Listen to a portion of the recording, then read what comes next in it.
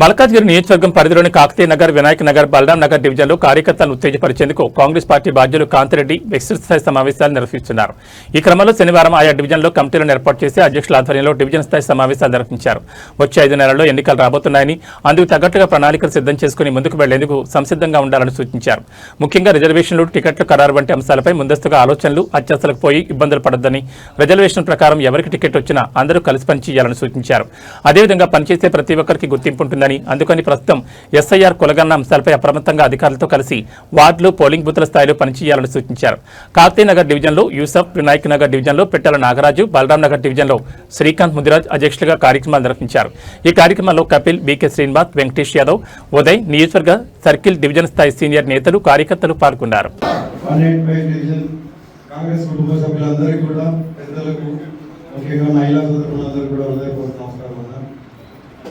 అధికారులు రాజేశ్వరం మీకు కూడా స్వాగతం రాసాను.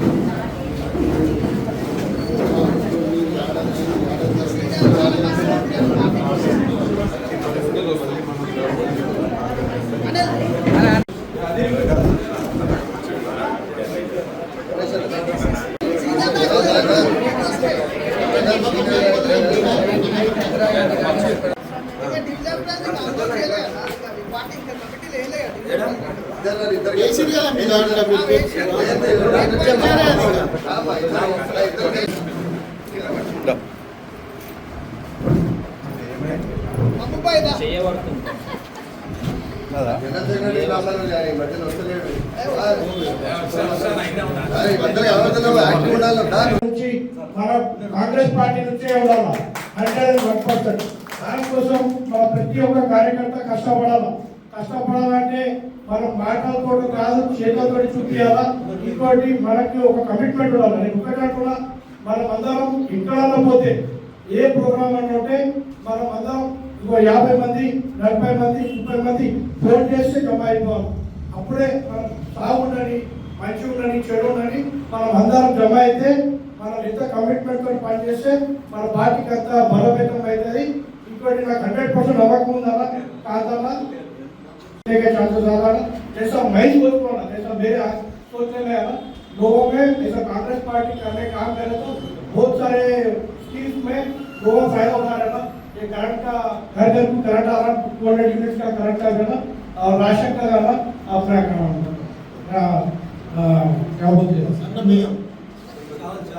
चावल का ना, बहुत सारे चीजों में कांग्रेस पार्टी का नाम अच्छा है ना. एक बार तो बहुत हम देख रहे हैं 2.5 साल में पब्लिक को हैप्पी है ना, बोलने वाले बोलते और बीआरएस के बीजेपी के कार्यकर्ता सब बोले थे फिर पब्लिक में तो कांग्रेस पार्टी का है ना. ये मौका दिए तो थैंक यू सो मच. పొద్దున్న లేస్తే మనం హనుమంతనే కనబడాలి. ఎక్కడ నియోజకవర్గంలో టీఆర్ఎస్ వాళ్ళకు గుండెల కొమ్ములు కొట్టాలి. ఎక్కడ చూసినా హనుమంతనే చేసే అభివృద్ధి పనులు, మనం చేసే డివిజన్లో తిరిగే పనులు సోషల్ మీడియా అట్లా వాడితేనే మనం ఇవాళ సోషల్ మీడియా ఎంత పనిచేస్తుందో మనందరికీ తెలుసు. అదే విధంగా నియోజకవర్గంలో అనేక సమస్యలు, ప్రధానమైన సమస్యలు తీర్చాలి, చెయ్యాలి. అది అనేది ఓన్లీ హనుమంతనతో మీ అందరికీ కూడా తెలుసు. ఇక్కడ వినాయక్ నగర్ డివిజన్ లో ఇంతవరకు కాంగ్రెస్ జెండా ఎగరలే. ఈసారి ఎగిరిపిద్దామా? మీ అందరు కూడా చెప్పాలి కదా. అందరు కూడా చేతులు పెట్టి ఈసారి డివిజన్ లో జెండా ఎగరేద్దామా? జై కాంగ్రెస్, జై కాంగ్రెస్. అందరు కూడా ధన్యవాదాలు. ఆలస్యమైనందుకు, లేట్ అయినందుకు కూడా క్షమించాలి. రేపు మండే రోజు బ్రేక్ఫాస్ట్ అక్కడనే కార్యక్రమం మనందరం కూడా కలిసికట్టుగా పనిచేద్దాం. ఎందుకంటే మనకు రాబోయే ఎలక్షన్లో మనకు అందరూ చెప్పినట్టు 150 రోజులు ఉంది. ప్రతి ఒక్క రోజు కూడా మనకి ఇంపార్టెంట్. ప్రతి ఒక్క రోజు కూడా మనం ప్రజలకి వెళ్ళి మన కాంగ్రెస్ పార్టీ ప్రవేశపెట్టిన 6 గ్యారెంటీలు ఆల్రెడీ మనం ఉచిత బస్ ఇస్తున్నాము, మనము ఉచిత బస్ కొట్టిస్తున్నాము, కరెంటు కొట్టిస్తున్నాము. అదేవిధంగా టీఆర్ఎస్ ప్రభుత్వం ఉన్నప్పుడు ఒక రేషన్ కార్డు కూడా ఇవ్వలేదు. మన ప్రభుత్వం వచ్చిన తర్వాత 8,000 రేషన్ కార్డు ఇచ్చిన ఘనత కాంగ్రెస్ పార్టీ. అదేవిధంగా మనకు 6 గ్యారెంటీలో ఇవన్నీ కూడా సన్న బియ్యం కూడా ఇచ్చిన ఘనత మన కాంగ్రెస్ పార్టీకి దక్కుతుంది. ఇవన్నీ కూడా పురుషులకు కూడా చేసే ఆలోచన ప్రభుత్వంతో కాబట్టి ఇది కూడా మన ప్రజల్లో తీసుకుపోవాల్సిన అవసరం.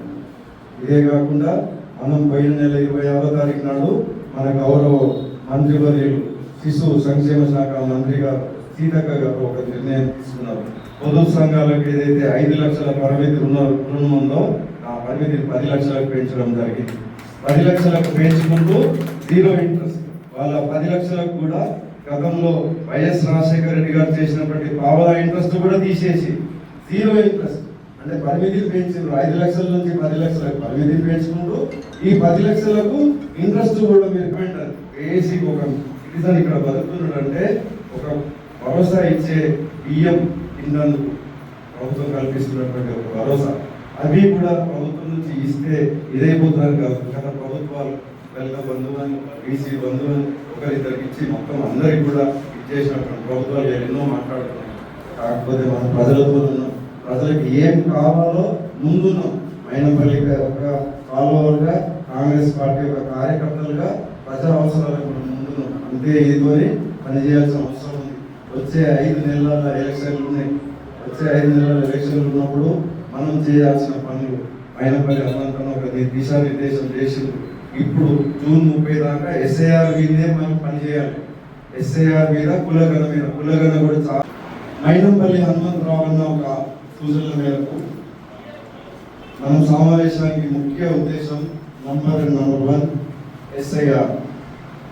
ఎస్ఐఆర్ మీద మన డివిజన్లో ఎంతవరకు పని జరుగుతున్నది, ఎంత పర్సంటేజ్ అయ్యింది, కులగణ ఏదైతే డోర్ టు డోర్ కులగణ జరుగుతున్నదో దీని మీద ఎంతవరకు మన పార్టీ ఇన్వాల్వ్ అయ్యి పనిచేస్తున్నారు, మన పార్టీ కార్యకర్తలు దాని గురించి ముఖ్యంగా జరిగింది.